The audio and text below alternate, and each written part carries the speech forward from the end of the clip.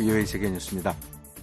미국 민주당에서 조 바이든 대통령의 대통령 후보 사퇴를 요구하는 목소리가 나오고 있습니다.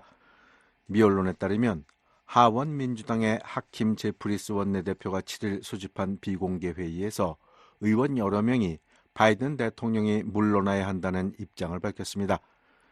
이에 따르면 법제사법위원회 간사인 제리 네들러 의원이 바이든 대통령의 후보 사퇴를 주장했고, 군사위원회 간사인 애덤 스미스 의원도 사퇴를 주장했습니다. 또 마크 타카노 의원과 조 모렐 의원도 바이든 대통령의 사퇴를 주장한 것으로 알려졌습니다.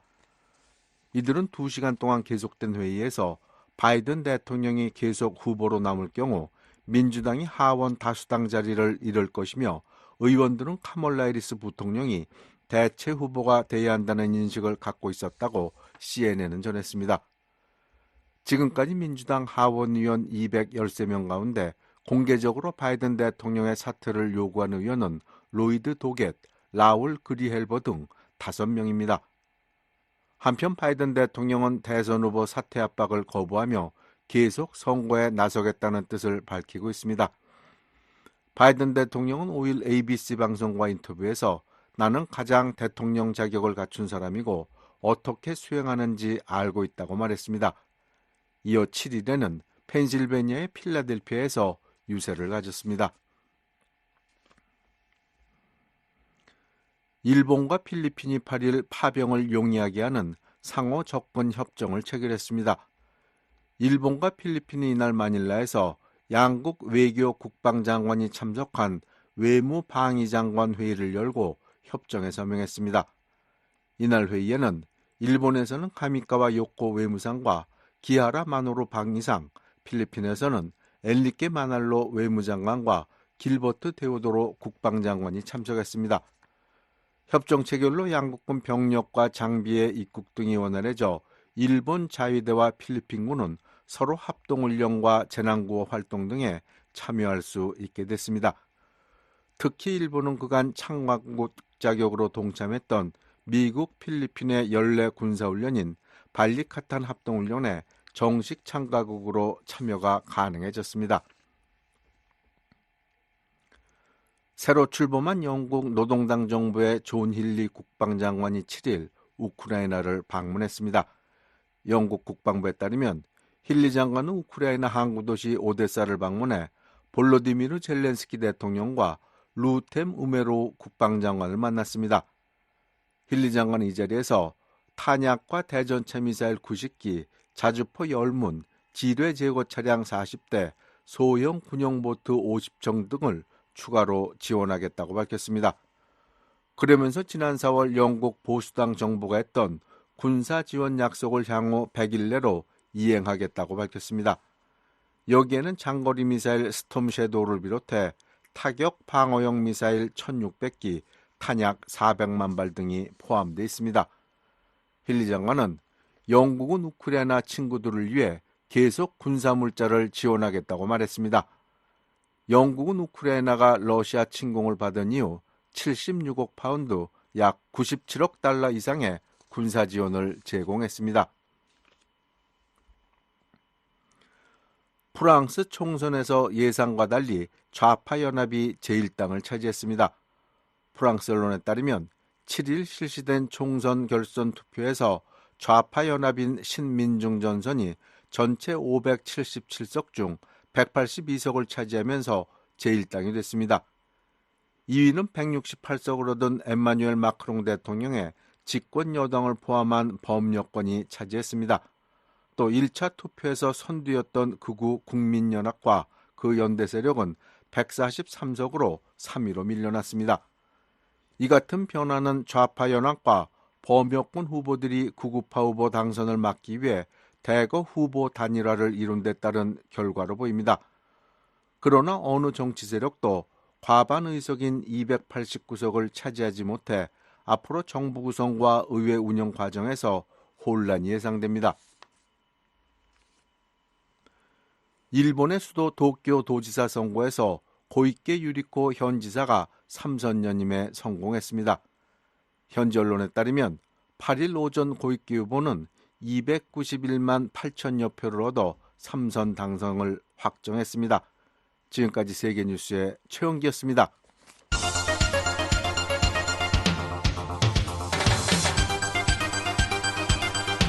VOA News Today. 여러분 안녕하십니까? 2024년 7월 8일 월요일 VOA News Today 3부 시작하겠습니다. 진행의 노시창입니다. 이 시간에 보내드릴 주요 소식입니다. 북한의 핵과 미사일 프로그램이 주변국과 세계 안보에 대한 도전이라고 나토 사무총장이 지적했습니다. 윤석열 한국 대통령은 북러 군사협력이 한반도와 국제사회에 중대한 위협이라며 한러 관계는 전적으로 러시아에 달려있다고 말했습니다. 미국 고위 관리는 중국의 러시아 지원이 전쟁을 부추기고 있으며 워싱턴 나토 정상회의에서 이 문제가 중요하게 논의될 것이라고 밝혔습니다. 내일 북한 날씨 전 지역 흐리고 가끔 비가 오겠습니다. 최저기온 13도에서 22도, 최고온은 22도에서 31도, 바다의 물결은 동해 앞바다에서 0.5 내지 1m, 서해 앞바다에서는 0.5 내지 2m로 일겠습니다. 첫 소식입니다. 북한의 핵과 미사일 프로그램이 주변국에 대한 위협일 뿐 아니라 글로벌 안보에 대한 도전이라고 나토 수장이 말했습니다. 한국이 나토 정상회의에 3년 연속 참석하는 것은 그만큼 양측 간 협력이 확대됐다는 것을 보여준다고도 말했습니다. 안소영 기자가 보도합니다. 옌스 스톨텐베르그 나토 사무총장이 5일 우리의 안보와 한국 그리고 아시아 태평양 지역 국가 간의 파트너십이 매우 중요하다고 강조했습니다. 스톨텐베르그 사무총장은 9일부터 워싱턴에서 열리는 나토 정상회의에 앞서 이날 열린 사전 브리핑에서 우크라이나 전쟁을 거론하며 이같이 말했습니다. Korea is providing significant military support to Russia's war of aggression against Ukraine. At the same time, we see how North Korea 스톨텐베르그 사무총장은 북한이 우크라이나에 대한 러시아의 침략 전쟁에 상당한 군사 지원을 제공하고 있다고 말했습니다. 이어 그와 동시에 우리는 북한이 어떻게 핵과 미사일 역량에 투자하는지 목도하고 있다고 덧붙였습니다. 특히 우리는 북한이 러시아에 제공하는 지원의 대가로 러시아가 북한의 미사일과 핵 프로그램을 돕고 있는 데 대해 깊이 우려한다고 강조했습니다.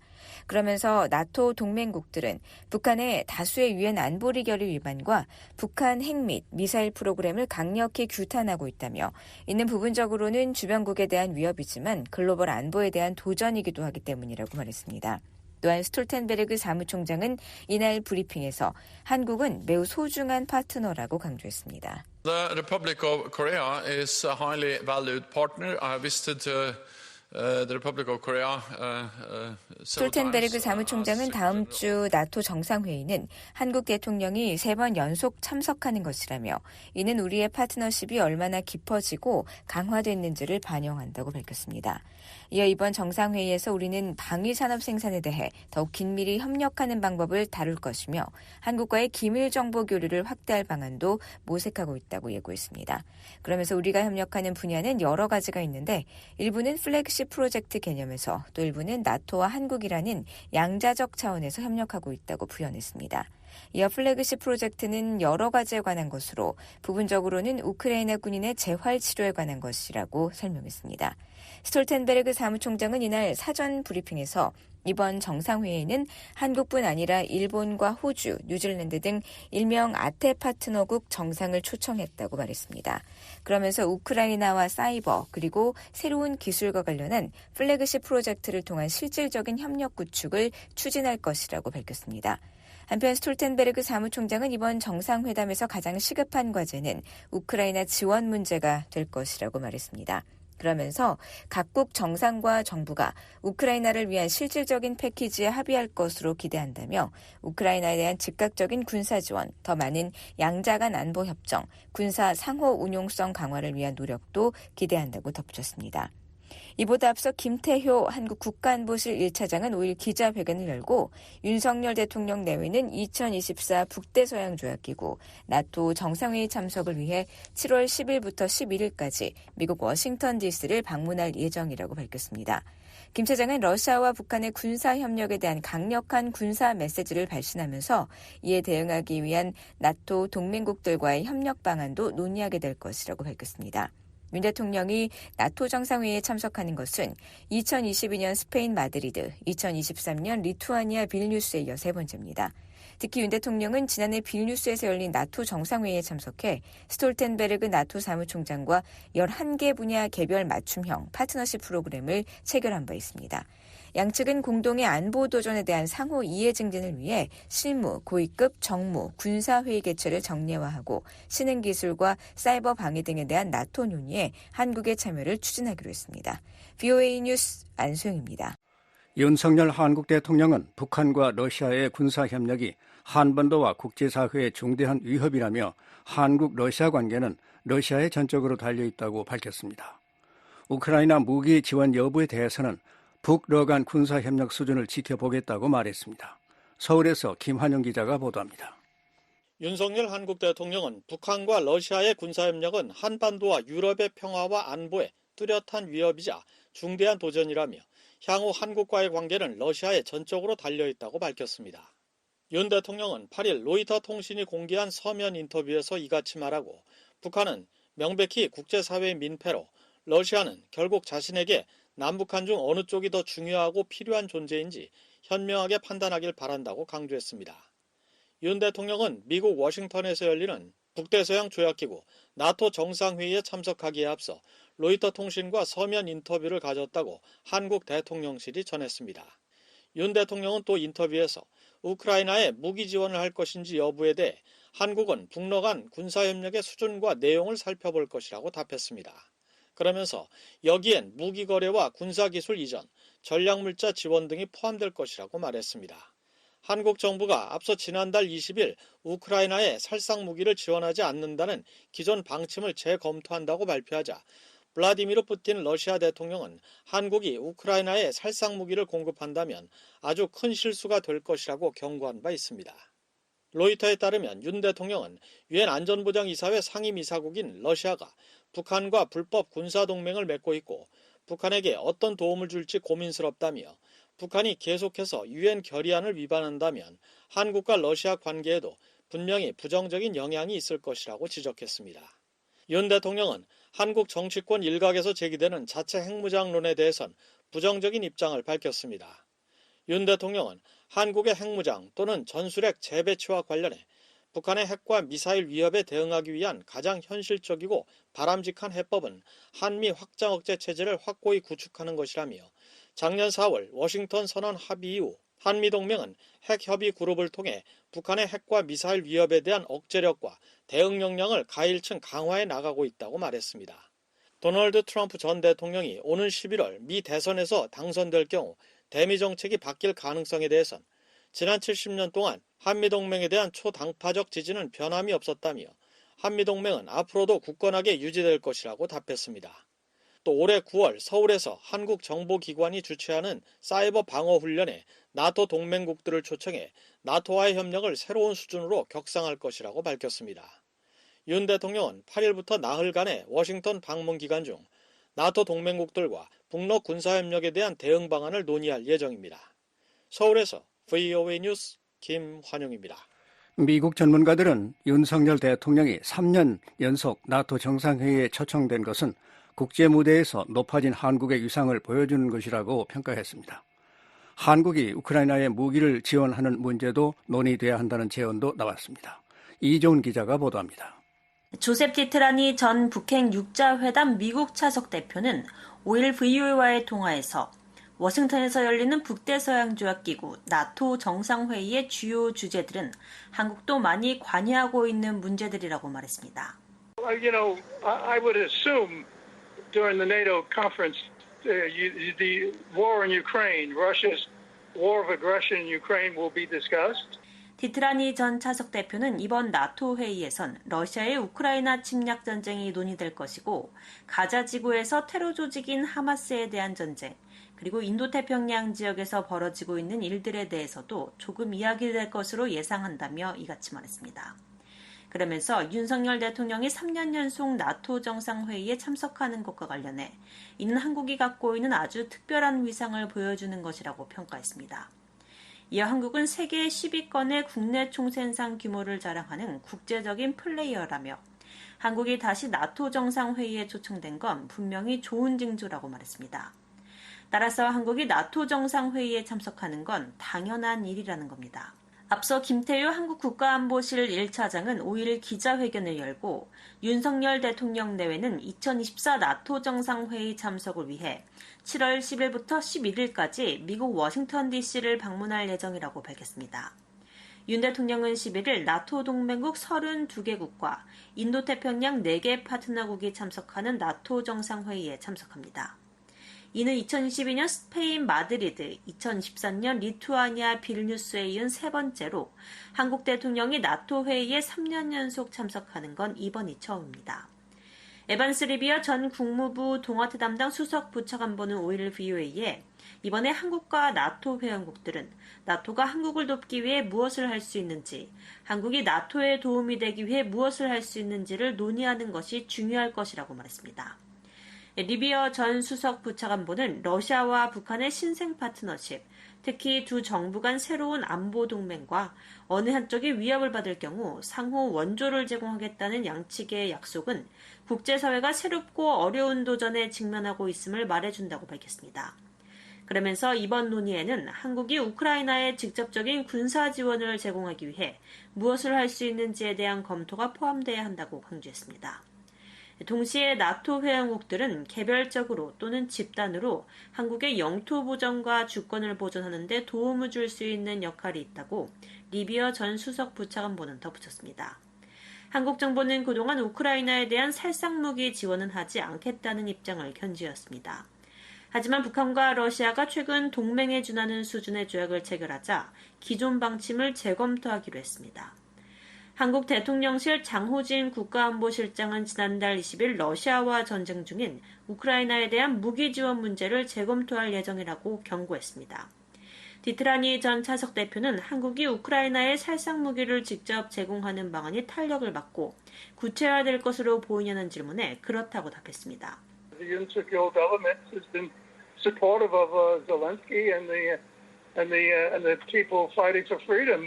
디트라니 전 차석 대표는 그러면서 윤석열 정부가 러시아의 공격에 맞서 자유를 위해 싸우고 있는 우크라이나의 볼로디미르 젤렌스키 대통령과 국민들에 대한 강력한 지지의 입장을 밝혀왔다는 점을 상기시켰습니다.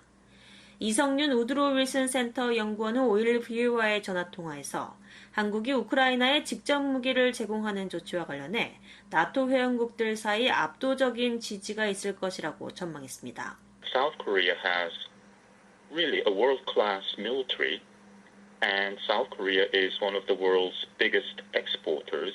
이 연구원은 윤석열 대통령은 이번 나토 정상회의에서 한국이 우크라이나에 대한 훨씬 더 많은 인도적 지원과 경제 지원, 그리고 장비, 물자, 방독면과 같은 비살상 전장 장비 등을 제공할 용의가 있으며 더 많은 일을 할 수 있다는 식의 발언을 할 것으로 생각된다고 밝혔습니다.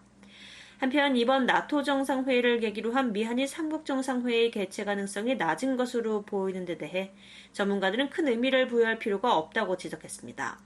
로버트 랩슨 전 주한미국 대사 대리는 VOA에 3국 정상과 그 아래급은 최근에도 이런 형식으로 자주 만났기 때문에 굳이 워싱턴에서 만날 필요는 없다고 말했습니다. 게다가 나토 의제가 빼곡하고 정상들의 일정도 매우 빠듯하다며 이번 나토 정상회의에서 바이든 대통령과 윤 대통령, 기시다 후미오 일본 총리 사이에 최소한 짧은 양자 교류의 기회는 있을 것이라고 덧붙였습니다. VOA 뉴스 이존입니다. 워싱턴에서 열리는 나토 정상회의에서 중국의 러시아 지원 문제가 중요하게 논의될 것이라고 미국 정부 고위 관리가 밝혔습니다. 한국과 일본 등 인태 협력국들과는 사이버 허위 정보와 기술 협력 문제 등을 논의할 것이라고 설명했습니다. 김영교 기자가 보도합니다. 미국 정부 고위관리가 5일 워싱턴에서 열릴 북대서양 조약기구 나토 정상회의를 앞두고 열린 브리핑에서 러시아를 지원하는 중국을 강력 비판했습니다. 이 고위관리는 이번 나토 정상회의 뒤에 발표될 공동성명 초안에 포함된 중국 관련 내용이 충실하다고 말했습니다. 이어 유럽연합, EU 내 비나토 회원국과 인도태평양 협력국이 함께 참여하는 북대서양 이사회 회의에서도 중국의 러시아 방위산업 지원 문제가 논의될 것이라고 밝혔습니다. 그러면서 러시아가 소비하는 반도체의 90%가 중국에서 생산되고 있고 미사일 추진제와 광학장비, 공작기계에 사용되는 니트로셀룰로스의 70%가 중국산이라고 지적했습니다. 이 관리는 이 모든 사안이 러시아의 우크라이나 전쟁을 부추기고 있을 뿐 아니라 유럽 안보에 장기적인 도전이 되고 있다고 말했습니다. 그러면서 우리 동맹국들은 이걸 분명히 인식하고 있고 따라서 이 문제를 거론하는 데 있어 강력한 언어가 사용될 것이라고 강조했습니다. 나토 설립 75주년 정상회의는 9일부터 11일까지 워싱턴에서 열립니다. 이번 정상회의에는 나토 회원국 외에도 한국과 일본, 호주, 뉴질랜드 등 4개 인도태평양 협력국 정상도 공식 초청됐습니다. 나토는 지난 2022년 스페인 마드리드 정상회의에 이어 지난해 리투아니아 빌뉴스 정상회의에도 인도태평양 4개국 정상들을 초청했습니다. 이와 관련해 미 정부 고위관리는 우리는 우리와 가장 가까운 비나토 파트너들과 억제 및 방어 측면에서 회복력과 사이버 허위 정보, 그리고 기술 협력 등과 같은 문제에 대해 논의할 것이라고 말했습니다. 그러면서 호주와 일본, 뉴질랜드, 한국 등 인도태평양 4개국을 지칭하는 IP4 국가들은 해당 영내에서 우리와 가장 가까운 일부 파트너 국가들이라고 덧붙였습니다. VOA 뉴스 김영교입니다. 미국 전문가들은 내주 워싱턴에서 열리는 북대서양 조약기구 정상회의에서 북한과 러시아의 무기 거래도 중요하게 다뤄질 것이라고 말했습니다. 유럽과 아시아의 안보가 더욱 통합되는 가운데 나토 회원국들은 한국 등 아시아 협력국들과 우크라이나 지원 등 실질적인 협의를 할 것으로 내다봤습니다. 조은정 기자가 보도합니다. 스티븐 세스타노비치 전 구소련 공화국 주재 미국 대사는 3일 이번 북대서양 조약기구 나토 정상회의 의제의 모든 주제가 한국에 영향을 미친다고 말했습니다. 세스타노비치 전 대사는 이날 VOA에 나토와 그 파트너들은 유럽과 동아시아 안보가 깊이 얽혀 있다고 밝히고 있다며 이같이 말했습니다. 그러면서 정상회의에 참석하는 모든 지도자들이 러시아와 북한의 새로운 거래에 대한 우려를 표명할 것으로 전망했습니다. 게리 세이모어 전 백악관 대량살상 무기 조정관은 2일 VOA와의 전화통화에서 이번 정상회의가 주로 유럽 안보에 초점을 맞출 것이라며 하지만 각국이 러시아와 북한의 관계, 특히 북한이 러시아에 무기와 탄약을 공급하는 문제와 대응책에 대해 논의할 것이라고 확신한다고 말했습니다. Most of the issues will focus on European security and in particular Ukraine's relationship to NATO. 그러면서 푸틴이 우크라이나 침공에 성공한다면 동아시아의 안보에도 영향을 미칠 것이기 때문에 한국, 일본, 호주, 뉴질랜드 등 아시아 태평양 4개국 AP4 국가들의 나토 정상회의 참여는 정치적 상징성 이상의 의미가 있다고 말했습니다. I'm sure they will talk about deliverables, and of course South Korea has been indirectly. 세이모어 전 조정관은 한국이 우크라이나에 간접적으로 군사 지원을 해왔다는 점을 거론하며 이번 회의에서 그 지원을 늘리는 방안에 대한 논의가 있을 수 있다고 말했습니다. 세스타노비치 전 대사도 나토 정상회의에서 군사 원조를 포함한 우크라이나에 대한 한국 지도자들의 강력한 지원 약속보다 더 중요한 결과는 없을 것이라고 말했습니다. 마이클 오헨런 브루킹스 연구소 선임 연구원도 한국은 미국의 탄약 재고를 보충하고 한반도 안보를 지키는 역량을 통해 우크라이나를 간접적으로 돕는 중요한 파트너였다고 말했습니다. 그러면서 북러 협력에 대해서도 유럽 국가들의 중요한 통찰력을 제공할 수 있다고 말했습니다. So I think that it will be more of an issue that comes up in conversation and in broader analysis. 오헨런 연구원은 북러 협력이 그 자체로 심층 분석의 주제라기보다는 대화와 광범위한 분석에서 대두될 것이라며 나토와 관련성이 있는 중요한 주제라고 말했습니다. 또 한국은 북한의 행동에 대해 대부분의 회원국들이 알지 못하는 것들을 알고 있을 수 있다며 그 문제에 대한 유용한 상호작용과 대화가 이루어질 수 있다고 말했습니다. 그러면서 아시아 태평양 협력국들이 나토 회원국들과 중러 협력에 대해서도 의미 있는 논의를 할 수 있을 것으로 내다봤습니다. We see this new emerging axis of China, Russia, North Korea and Iran, and two of those countries are very close to South Korea. 오헨런 연구원은 중국, 러시아, 북한, 이란이 새롭게 부상하는 축으로 떠오르고 있다며 그중 두 나라는 한국과 지리적으로 매우 가깝고 이들에 대한 대응은 미국과 동아시아 주요 파트너들 간 잠재적 협력의 영역이라고 말했습니다. 그러면서 중국이 러시아를 도울 수 있다면 러시아도 중국을 도울 수 있다며 러시아의 특정 역량이 향후 동아시아 시나리오와 더 관련될 가능성을 고려해야 한다고 덧붙였습니다.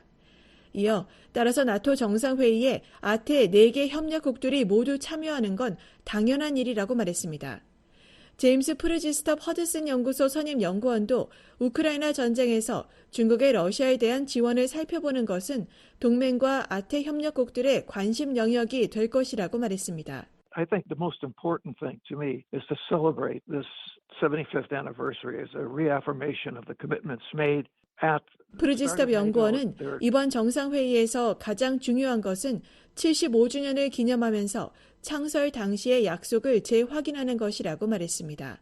그러면서 유럽 대서양의 안보 측면에서 광범위한 동맹 협력과 국제 환경 측면에서 앞으로도 나토의 중요성은 계속될 것이라고 말했습니다. 또 전통적으로 유럽 대서양의 안보에 초점을 맞춰온 나토 정상회의에 아시아 태평양 협력국들이 참여하고 있다는 것은 국제 안보 환경이 점점 더 통합되고 있다는 것을 다시 한번 강조하는 것이라고 말했습니다.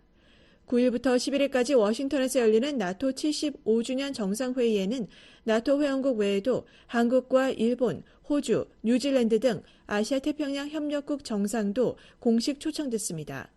나토는 지난 2022년 스페인 마드리드 정상회의에 이어 지난해 리투아니아 빌뉴스 정상회의에도 아시아 태평양 4개국 정상들을 초청했습니다. VOA 뉴스 조은정입니다.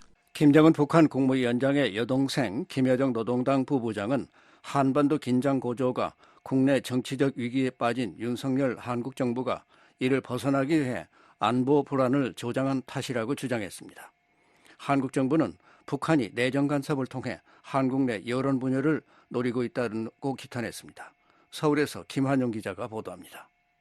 김여정 북한 노동당 부부장은 한국 측이 해상과 육상, 접경지대에서 제기한 포사격 훈련을 엄청난 재앙을 감수하면서까지 국경 일대에서의 전쟁 연습 소동을 한사코 강행하는 자살적인 객기라고 주장했습니다. 김 부부장은 대외건용 조선중앙통신과 노동당 기관지 노동신문을 통해 8일 공개한 담화에서 공화국 국경 가까이로 더더욱 다가서며 감행되는 한국 군대의 무분별한 실탄 사격 훈련이 어떤 위험성을 내포하고 있는가는 명백하다며 이같이 밝혔습니다.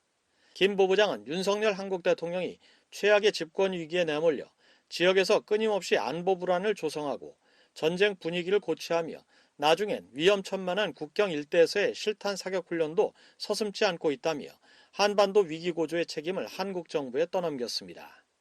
김 부부장은 특히 윤 대통령에 대한 탄핵 소추안 발의를 요구하는 한국 국민들의 국회 국민동의 청원 참여가 100만 명을 넘어섰다는 점을 언급하며 국민이 뽑은 대통령이라는 자가 대한민국의 운명을 칠성판에 올려놓았다고 비난했습니다. 한국 내 정치 상황을 이용해 남남 갈등을 부추기려는 의도를 노골적으로 드러냈다는 관측입니다. 구병삼 한국통일부 대변인은 이날 정례 브리핑에서 북한의 이런 의도를 규탄했습니다. 북한이 우리 국가 원수를 비난하는 등 우리 내정에 간섭하고 있는 것은 매우 유감입니다. 우리 사회의 국론 분열을 꾀하려는 북한의 시도는 결코 통하지 않을 것임을 다시 한번 분명히 밝힙니다. 구 대변인은 그러면서 북한 정권은 핵과 미사일 도발로 스스로 국제사회로부터 고립을 자초하며 북한 주민들의 민생을 외면하고 기본적 인권을 억압하는 자기 모습을 먼저 돌아봐야 한다고 비판했습니다. 전하규 한국 국방부 대변인은 접경지 포사격 훈련에 대해 관할 구역 내 정상적인 사격 훈련이었다고 반박하며 앞으로도 계획에 따라 훈련을 시행하겠다는 입장을 밝혔습니다. 김 부부장은 또 지난달 미한일 3국의 첫 다영역 연합훈련 프리덤 엣지로 일촉즉발의 위기가 배회하는 형국이라며 공화국 주권을 침해하거나 선전포고로 되는 행동을 감행했다고 우리의 기준에 따라 판단되는 경우 공화국 헌법이 우리 무장력에 부여한 사명과 임무는 바로 수행될 것이라고 경고했습니다. 한국 정부는 북한의 대남 오물풍선 살포와 위성 항법 장치 전파 교란 공격, 탄도미사일 발사 등 복합 도발에 대응해 지난달 4일 9.19 남북 군사합의 모든 조항의 효력 정지를 결정했습니다. 한국군 당국은 이에 따라 군사합의가 금지하고 있던 육상과 해상 적대행위 금지구역 내 포사격과 기동훈련을 재개하기로 했고 지난달 26일과 지난 2일 각각 서북도서 해병부대와 전방 육군부대의 포사격 훈련을 6, 7년 만에 재개했습니다. 한국 정부 산하 국책연구기관인 통일연구원 홍민 선임연구위원은 김 부부장이 이번 담화가 분쟁으로 비화할 만한 직접적 도발을 위협했다기보다는 한반도 긴장 고조의 책임을 윤석열 정부에 떠넘기는 데 초점을 맞춘 경고성 담화로 분석했습니다. 단지 이 담화를 통해서 향후에 북한이 사격훈련을 더 강화하겠다, 이런 의도에 방점을 찍기보다는 책임을 일단 한국 쪽에다 전가하는 부분이 오히려 이제 굉장히 크다라고 보여지고, 김 부부장 이번 담화는 이례적으로 전체 분량의 3분의 1가량을 윤석열 정부의 국내 정치적 위기 상황을 한반도 긴장 고조의 원인이라고 주장하는 데 할애했습니다. 한국 국방부 산하 국방연구원 박용환 선임연구위원은 윤석열 정부의 공세적인 대북 정책 추진을 약화시키고 추가 도발에 대한 명분을 축적하려는 이중 용도의 담화라고 진단했습니다. 통일연구원 조한범 선임연구위원은 북한은 달러 환율 폭등, 고물가 고공행진 등 러시아와의 협력이 무색할 만큼 경제난이 심화하고 있고 북한의 도발에 강력 대응을 경고한 미한 당국의 방침 등으로 도발 수위를 조절하고 있는 양상이라고 말했습니다. 조 선임연구위원은 김 부부장의 담화는 수위를 조절한 복합 도발의 연장선에서 나온 것으로 볼 수 있다며 이번 담화는 한국 정치 상황을 활용해 윤 대통령 탄핵까지도 유도하려는 의도가 깔려있다고 말했습니다. 김여정 담화의 핵심은 윤석열 정부가 국내 정치적 위기에 봉착을 해서 대북 강경 노선으로 전환했다, 이 내용이거든요. 그러니까 한국 사회 내부에서 막으라는 얘기죠. 자기들의 의도도 도발은 아니니까 이 내부에서 결국 이제 탄핵시켜라, 이 얘기죠. 민간 연구기관인 한국국가전략연구원 문성묵 통일전략센터장은 접경지 일대에서 미한의 대북 정찰자산 활동 등에 대한 제약을 낳았던 9.19 군사합의가 효력을 잃게 된 데 대한 북한 지도부의 불편한 심기가 이번 담화에 반영된 것으로 보인다고 말했습니다. 문 센터장은 또 윤 대통령이 8일 북대서양 조약기구 나토 정상회의 참석차 미국 워싱턴으로 떠난 데 맞춰 김 부부장의 담화가 나온 것은 북한을 압박하기 위한 한국 정부의 서방 국가와의 적극적인 공조행보를 폄하하려는 의도라고 분석했습니다. 왜냐하면 나토 정상회의 3번 연속 참석을 불편해하고 그걸 비방하는 세력들이 국내에 분명히 있거든요. 그렇기 때문에 거기에 편승을 해서 이걸 깎아내리고 이게 부당하다, 결국 북한을 자극하고 긴장을 고조시키는 것이다 라고 하는 거를 최대한 부추기려고 하는 의도도 같이 있어 보여요. 문 센터장은 이와 함께 북한은 김 부부장의 담화를 북한 주민들이 보는 노동신문에도 실어 한국이 제1주적임을 각인시키면서 외부로부터의 침공에 좌시하지 않겠다는 의지를 과시함으로써 내부 결속을 다지는 데 활용하고 있다고 말했습니다. 서울에서 VOA 뉴스 김환용입니다. 미국 남부 텍사스 주 주지사가 지역 경제인과 정치인 등 20여 명을 이끌고 한국과 일본, 타이완을 방문합니다. 한국은 텍사스주의 네 번째로 큰 교역 파트너입니다. 안소영 기자가 보도합니다.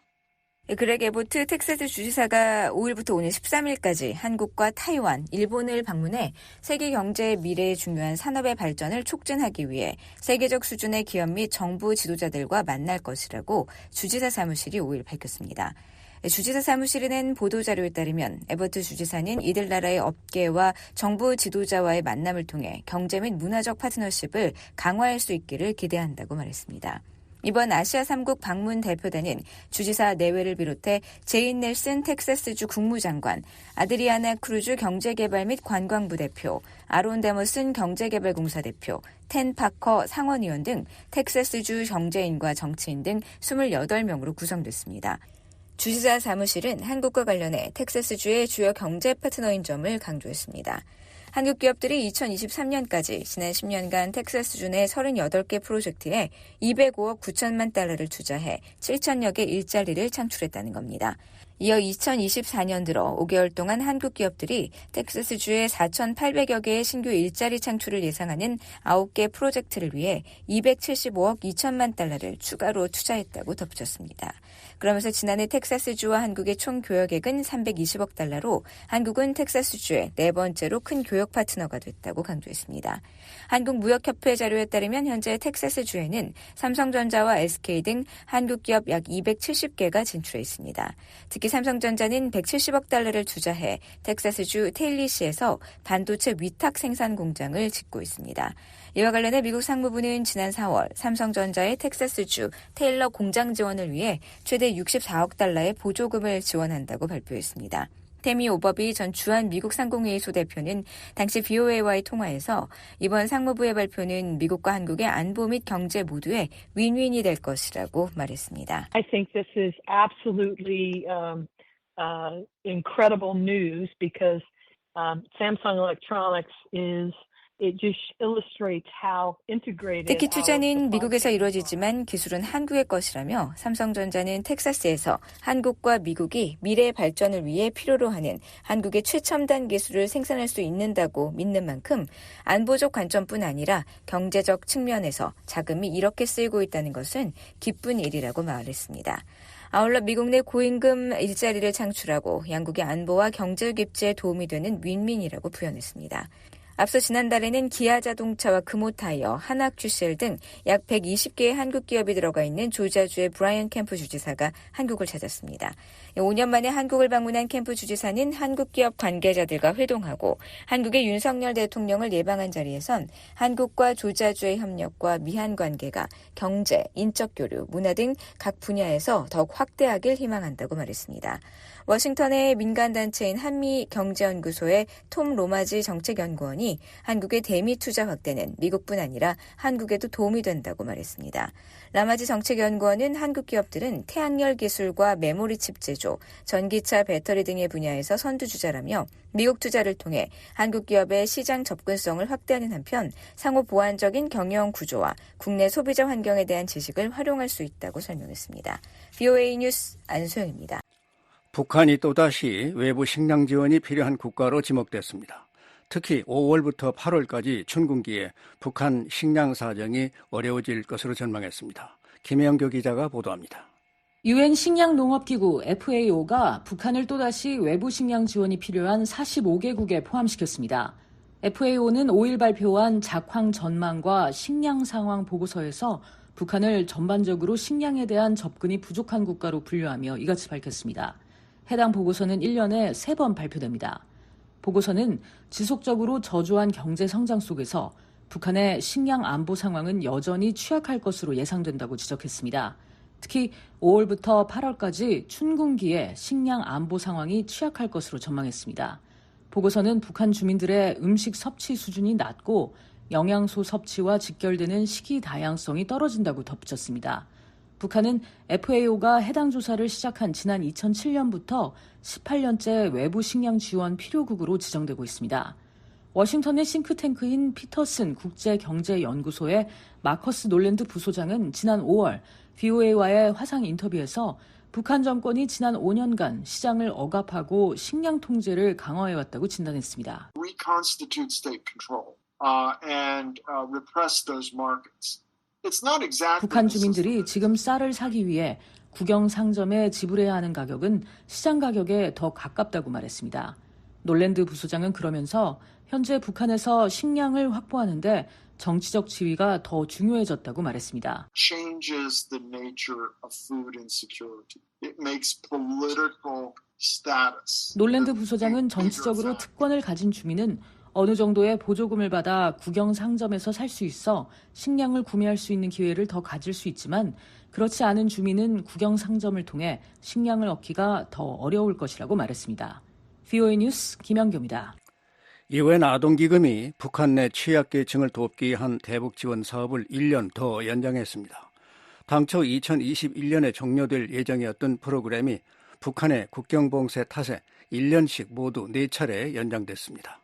안소영 기자가 보도합니다. 유엔 아동기금이 북한 국가 프로그램을 오는 2025년 12월까지 1년 더 연장한다고 밝혔습니다. 유니세프 동아시아 태평양 지역 대변인은 5일 VOA의 관련 질의에 최근 집행위원회에서 이 같은 조치가 승인됐다며 이는 앞서 이뤄진 유사 조치인 대북 유엔 전략계획 연장과 같은 맥락의 조치라고 설명했습니다. 앞서 유엔은 대북 인도주의 활동을 위해 유엔 전략계획 2017-2021을 채택한 바 있습니다. 이를 토대로 유니세프도 같은 기간 5세 이하 어린이와 임산부, 수유모들의 영양실조 감소, 보건과 식수 개선 등을 목표로 하는 북한 국가 프로그램을 진행할 예정이었습니다. 하지만 2020년 1월부터 북한이 신종 코로나 바이러스 유입을 막기 위해 국경을 봉쇄하면서 기한인 2021년 말까지 완료하지 못한 프로그램을 1년씩 모두 4차례 연장한 겁니다. 유니세프 동아시아 태평양 지역 대변인은 아울러 우리는 지속적으로 북한 당국 파트너들에게 국제 직원들의 조속한 복귀를 촉구하고 있다고 밝혔습니다. 그러면서 국경이 다시 열리고 유니세프의 팀 전체가 북한으로 복귀하는 것은 2024년에 어린이와 여성의 필요를 충족하기 위해 필요한 지원을 제공하고 프로그램을 확대할 수 있도록 하는데 매우 중요하다고 강조했습니다. 유니세프는 북한이 2020년 1월 말 코로나 방역을 이유로 국경을 봉쇄하자 같은 해 12월 북한에서 철수한 바 있습니다. 제롬 소바주 전 유엔 개발계획 평양 사무소장은 지난 3월 VOA에 대북 지원 사업에 참여하는 기구와 단체들이 북한에 상주하지 못하면 업무에 큰 차질이 빚어질 수밖에 없다고 말했습니다. It's very difficult for an agency, any agency such as the UN. 소바주 전 소장은 유엔이나 다른 기관들이 외부에서 북한 프로그램을 진행하는 것이 불가능한 것은 아니지만 매우 어렵다며 프로그램의 범위에 많은 제한이 있을 것이라고 설명했습니다.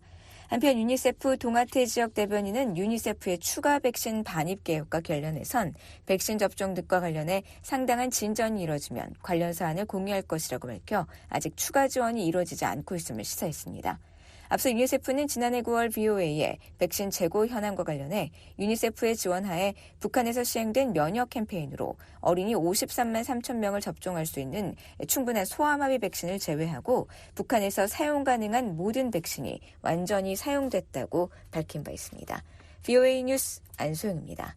미국이 일본에 배치된 전투기를 5세대 최신형 전투기로 교체한다는 현대화 계획을 발표했습니다. 미일 동맹과 영내 억지력 강화를 내세웠는데 즉각적 위협인 북한과 장기적 위협인 중국을 모두 겨냥하는 조치로 받아들여지고 있습니다. 안준호 기자가 보도합니다.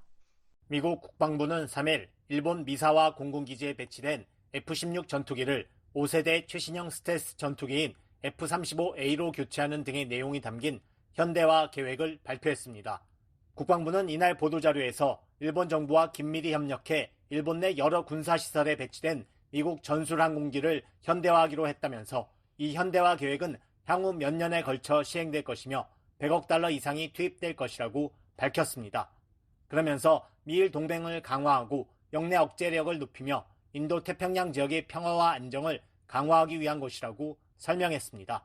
구체적으로는 미 공군이 일본 오키나와현 가데나 공군기지에 배치된 노후한 F-15CD 전투기 48대를 최신 F-15EX 전투기 36대로 대체할 예정이라고 밝혔습니다.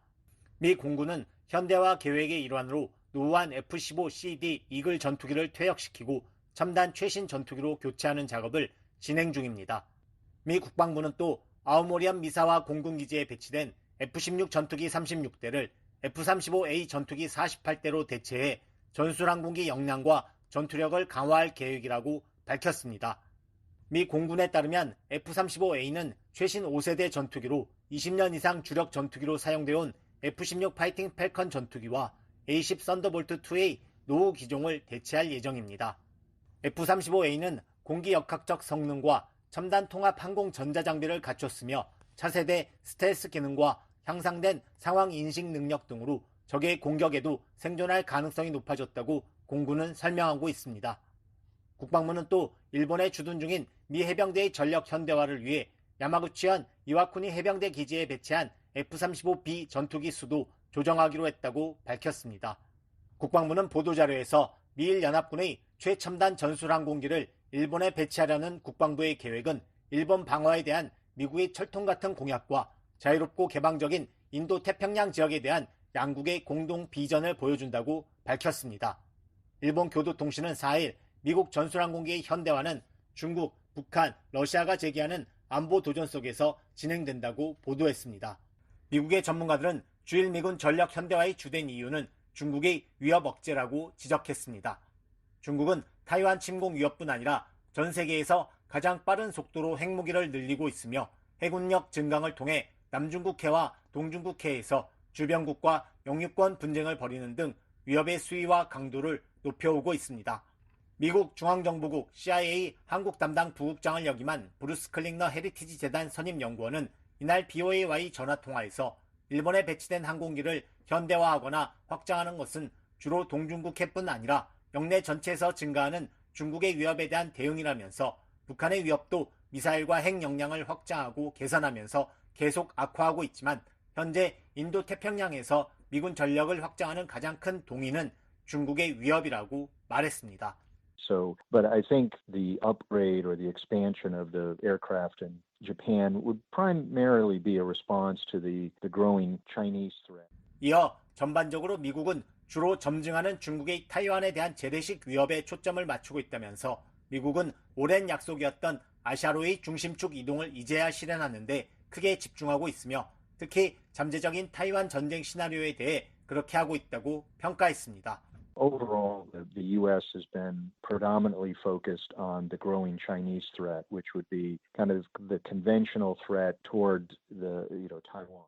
클링너 선임 연구원은 또 중국은 군비에 막대한 비용을 지출하고 군사력을 기하급수적으로 늘리고 있으며 영내 민주주의 국가들에 대한 강압을 강화하고 있다면서 그렇기 때문에 우리가 얻을 수 있는 모든 것이 필요하지만 미국은 혼자서는 할 수 없다는 것을 알고 있기 때문에 영내 우방과 동맹, 파트너들이 스스로 나서줄 것을 점점 더 많이 요청하고 있다고 말했습니다. China is spending so much on its military and exponentially increasing its military capabilities and its growing coercive efforts again. 태평양 사령관을 역임한 해리 해리스 전 주한미국 대사는 이날 BOA의 관련 질의에 미국이 직면한 가장 큰 즉각적인 위협은 북한이고 가장 큰 장기적인 위협은 중국이라고 말했습니다. 군사 전문가인 브루스 베넷 랜드 연구소 선임 연구원은 이날 BOA와의 전화통화에서 미국이 직면한 가장 큰 위협은 중국이라면서 그 중에서도 핵무기가 가장 큰 위협이라고 지적했습니다. 이어 이는 미국이 핵무기 표적을 공격할 수 있어야 한다는 것을 의미한다면서 하지만 어떤 종류의 항공기로든 그렇게 하려면 공중전에서 우위를 점해야 한다고 말했습니다. The nuclear weapons are the biggest threat, and that means the U.S. needs to be able to go and strike nuclear weapon targets. 그러나 중국의 핵무기 대부분은 전투기 사거리 밖 내륙 깊숙한 곳에 배치돼 있다면서 따라서 미국도 탄도미사일과 토마호크 미사일이 필요할 것이라고 지적했습니다.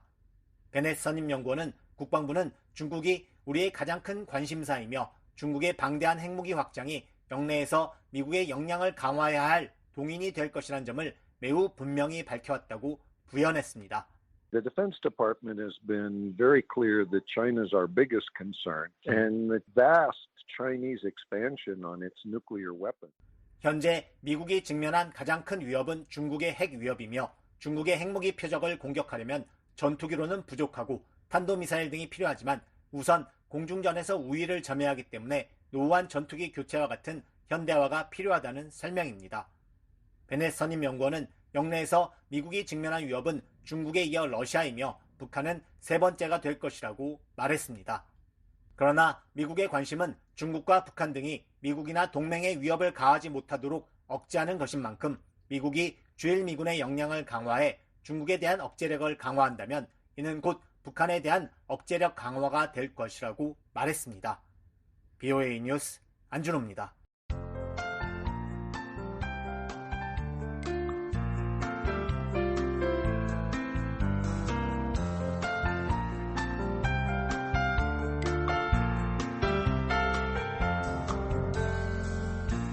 VOA 뉴스 투데이 북한 날씨 알아보겠습니다. 내일 북한은 전 지역이 흐리고 가끔 비가 오겠습니다. 최저 기온은 13도에서 22도, 최고는 22도에서 31도의 분포입니다.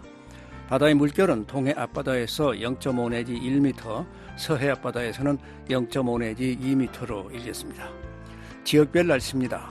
평안남북도 자강도 지역입니다. 평양은 흐리고 비가 오고 오전에는 한때 비가 오겠습니다. 최저 22도, 최고 29도.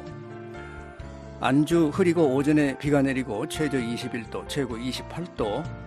남포 흐리고 가끔 비가 오겠고 최저 22도, 최고 28도. 신의주 구름 많고 비가 오겠습니다. 최저 22도, 최고 30도. 강계 오전에 흐리고 오후에는 구름 많고 한때 비가 내리고 최저 19도, 최고는 30도. 중강 오전에 흐리고 한때 비가 오는 곳이 있겠고 오후에는 맑겠습니다. 최저 19도, 최고 30도입니다. 황해남북도 경기도 지역 모두 맑습니다. 해주 흐리고 한때 비가 오겠습니다. 최저 22도, 최고는 26도. 개성 흐리고 한때 비 내리고 최저 22, 최고 27. 사리원 흐리고 한때 비, 최저 22, 최고 29도입니다. 함경남도, 양강도, 강원도입니다. 함흥 흐리고 비가 내리겠고 최저 20도, 최고 29도. 신포는 흐립니다. 최저 20도, 최고 26도. 청진, 장진입니다. 흐리고 비가 내리고 최저 15도, 최고 23도. 해산 흐리고 오후에 가끔 비가 오겠습니다. 최저 17도, 최고 29도. 원산은 오전에 구름 많고 한때 비가 내리고 오후에는 비가 계속 오겠습니다. 최저 21도, 최고 27도.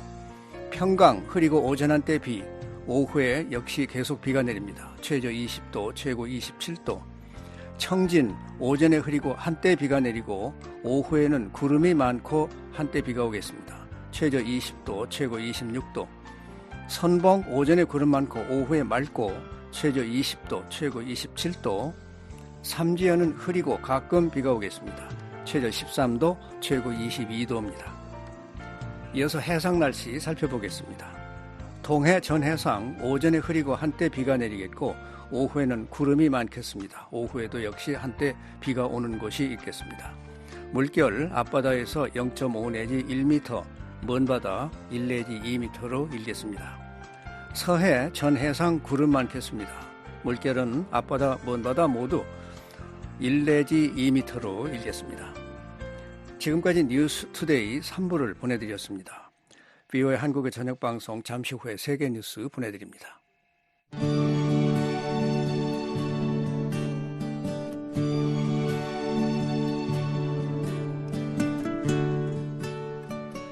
저희 VOA 방송에서는 여러분의 의견을 기다리고 있습니다.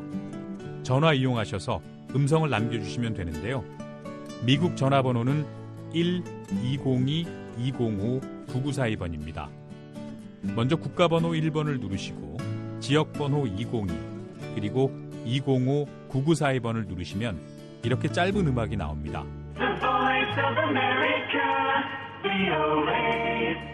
이 소리가 나오면 77번을 누르세요. VOA 방송입니다. 저희 방송에 의견이 있으신 분들은 메시지를 남겨주십시오. 감사합니다. 안내 멘트를 들으신 후에 말씀과 연락처를 남기시면 됩니다. 미국 전화번호 1-202-205-9942번. 여러분의 많은 이용 바랍니다.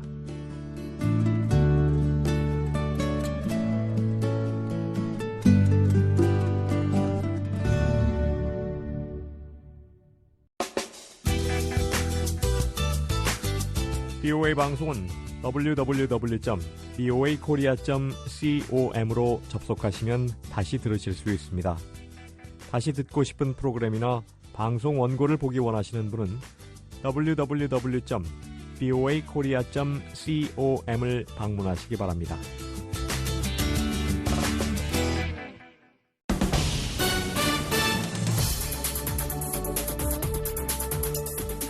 VOA 세계 뉴스입니다. 미국 민주당에서 조 바이든 대통령의 대통령 후보 사퇴를 요구하는 목소리가 나오고 있습니다. 미 언론에 따르면 하원 민주당의 하킴 제프리스 원내대표가 7일 소집한 비공개 회의에서 의원 여러 명이 바이든 대통령이 물러나야 한다는 입장을 밝혔습니다. 이에 따르면 법제사법위원회 간사인 제리 네들러 의원이 바이든 대통령의 후보 사퇴를 주장했고 군사위원회 간사인 애덤 스미스 의원도 사퇴를 주장했습니다. 또 마크 타카노 의원과 조 모렐 의원도 바이든 대통령의 사퇴를 주장한 것으로 알려졌습니다. 이들은 2시간 동안 계속된 회의에서 바이든 대통령이 계속 후보로 남을 경우 민주당이 하원 다수당 자리를 잃을 것이며 의원들은 카몰라 해리스 부통령이 대체 후보가 돼야 한다는 인식을 갖고 있었다고 CNN은 전했습니다.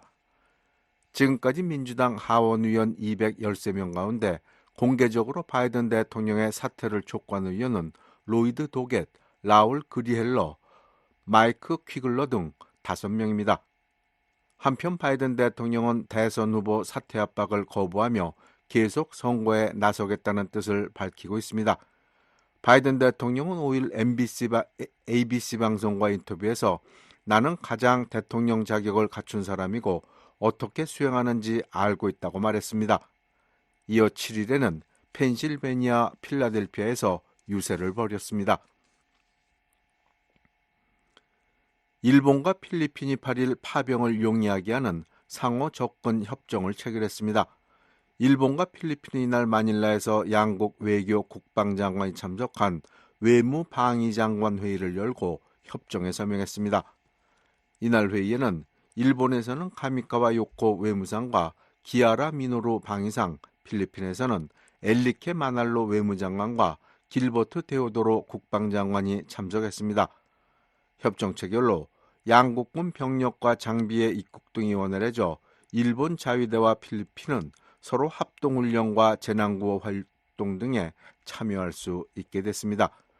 특히 일본은 그간 참관국 자격으로 동참했던 미국, 필리핀의 연례 군사훈련인 발리카탄 합동훈련에 정식 참가국으로 참여가 가능해졌습니다. 새로 출범한 영국 노동당 정부의 존 힐리 국방장관이 7일 우크라이나를 방문했습니다. 영국 국방부에 따르면 힐리 장관은 우크라이나 항구도시 오데사를 방문해 볼로디미르 젤렌스키 대통령과 루스템 우메로 국방장관을 만났습니다. 힐리 장관은 이 자리에서 탄약과 대전차 미사일 90기, 자주포 10문, 지뢰 제거 차량 40대, 소형 군용 보트 50척 등을 추가 지원하겠다고 밝혔습니다. 그러면서 지난 4월 영국 보수당 정부가 했던 군사지원 약속을 향후 100일 내로 이행하겠다고 밝혔습니다. 여기에는 장거리 미사일 스톰 섀도우를 비롯해 타격 방어용 미사일 1600기, 탄약 400만 발 등이 포함되어 있습니다. 힐리 장관은 영국은 우크라이나 친구들을 위해 계속 군사물자를 지원하겠다고 말했습니다. 영국은 우크라이나가 러시아 침공을 받은 이후 76억 파운드, 약 97억 달러 이상의 군사 지원을 제공했습니다. 프랑스 총선에서 예상과 달리 좌파 연합이 제1당을 차지했습니다. 프랑스 언론에 따르면 7일 실시된 총선 결선 투표에서 좌파 연합인 신민중전선이 전체 577석 중 182석을 차지하면서 제1당이 됐습니다. 2위는 168석을 얻은 엠마뉴엘 마크롱 대통령의 집권 여당을 포함한 범여권이 차지했습니다. 또 1차 투표에서 선두였던 극우 국민연합과 그 연대 세력은 143석으로 3위로 밀려났습니다. 이 같은 변화는 좌파 연합과 범여권 후보들이 극우파 후보 당선을 막기 위해 대거 후보 단일화를 이룬 데 따른 결과로 보입니다. 그러나 어느 정치 세력도 과반 의석인 289석을 차지하지 못해 앞으로 정부 구성과 의회 운영 과정에서 혼란이 예상되고 있습니다. 일본의 수도 도쿄 도지사 선거에서 고이케 유리코 현 지사가 3선 연임에 성공했습니다. 현지 언론에 따르면 8일 오전 고이케 후보는 291만 8천여 표를 얻어 3선 당선을 확정했습니다. 전체 투표수 대비 약 43%에 달하는 득표율입니다. 올해 71살인 고이케 지사는 자신의 압승을 예측한 출구조사 결과가 나오자 기자들에게 3기째 도정의 리더를 맡게 돼 중책을 통감한다면서 도쿄도의 개혁을 업그레이드해 도민의 생명과 생활을 지키겠다고 말했습니다. 지금까지 세계뉴스의 최은기였습니다. 지금까지 여러분께서는 VOA 저녁 방송을 들으셨습니다. VOA 저녁 방송은 저녁 8시부터 자정까지 4시간 동안 중파 1188kHz를 통해 들으실 수 있습니다. 또 밤 9시부터 10시까지는 단파 9350, 9490, 12080kHz로 밤 10시부터 11시까지는 단파 9350, 12045, 12080kHz로 또 밤 11시부터 12시까지는 단파 9405, 12045, 12080kHz로 청취 가능합니다. 매일 새벽 2시부터 3시까지 1시간 동안은 중파 1566kHz로 또 매일 새벽 4시부터 6시까지 2시간 동안은 단파 5875, 7365, 7465kHz로 들으실 수 있습니다. 함께해 주신 여러분 고맙습니다. 다음 방송 시간까지 안녕히 계십시오.